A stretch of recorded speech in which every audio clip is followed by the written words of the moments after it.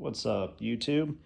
That is a 1985 Chevy Caprice 4-door, and that is a 454 big block in a 4-door 85 Caprice.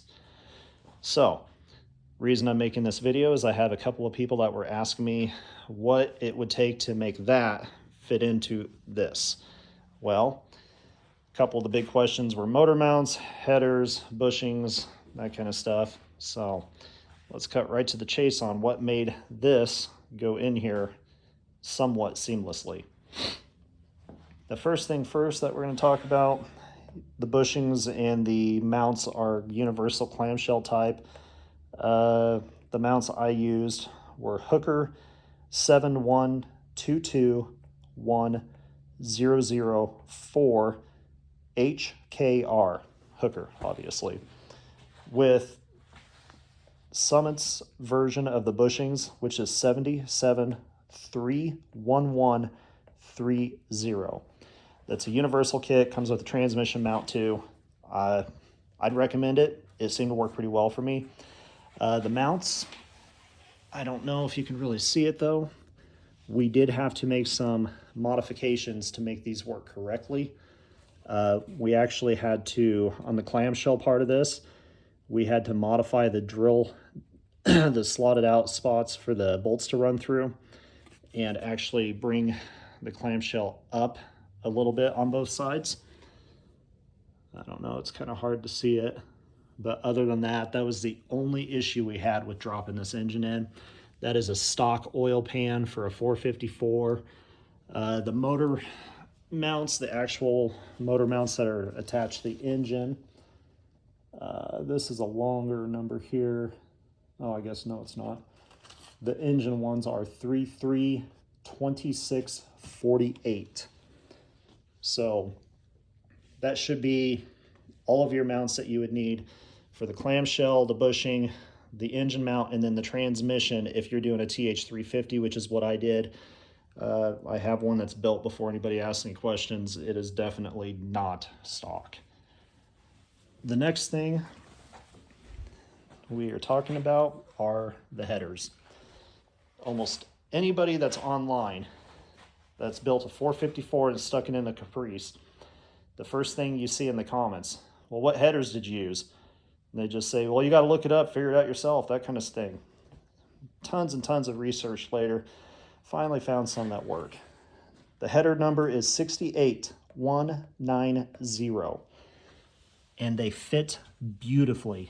I know I've got shit that's loose, so just gonna have to deal with that. But you can see they're not interfering with the steering. They're not interfering with the frame. The shift linkage, you can't really see it. It clears that beautifully too. Don't have to worry about that. This side was a little bit trickier. Here's the cool thing. I didn't have to pull the engine out to put those in. The engine was already installed. This header came in from underneath. We had to use a little finesse, take the spark plugs out. This side drops in from the top quite easily. Same thing, I got stuff in the way. And it is a tight fit towards the frame, but you can't really see it, but there is a gap there. Nonetheless, they still fit. They don't interfere down on the bottom either. They clear the body down below. They clear the transmission. No problems whatsoever.